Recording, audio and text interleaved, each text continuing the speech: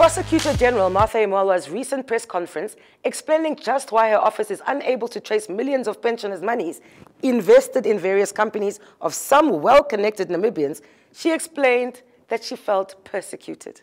We shared the information. We provided our information, they provided their information, and the process started for extradition proceedings. We wanted these people to come to Namibia so that the Namibian people can follow and see these are the people who misappropriated our funds. But we faced challenges. The lower court decided that fiat is extraditable. Fourie, who was the co-perpetrator with fiat, was above 80 years, and he was in ill health. And then I said, let us agree on here. Let fiat be prosecuted in South Africa jointly with us. Then, because the majority of witnesses were in South Africa, when the matter went to court, Fourie decided to plead guilty. And because South Africa has a pre-bargain scheme in place, governed by the law, we could not dictate that, no, we don't want pre-bargain. Now comes to fiat, whom we wanted to extradite. Fiat then challenged the decision of the magistrate.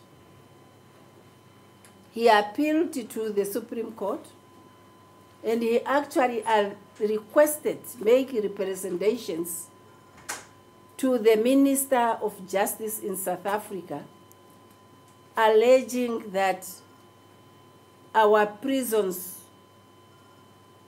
don't meet the human rights standards.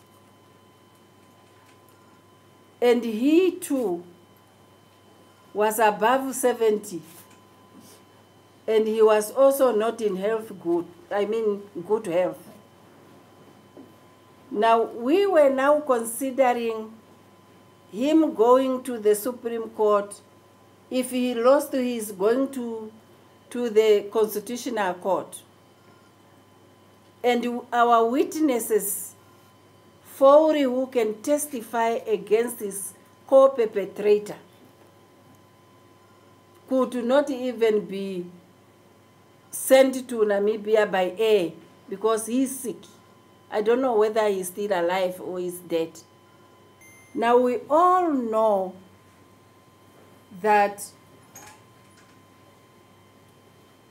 the law provides for documentary evidence to be kept for 5 years, unless there is an ongoing investigation and a request has been communicated for the keeping of such information.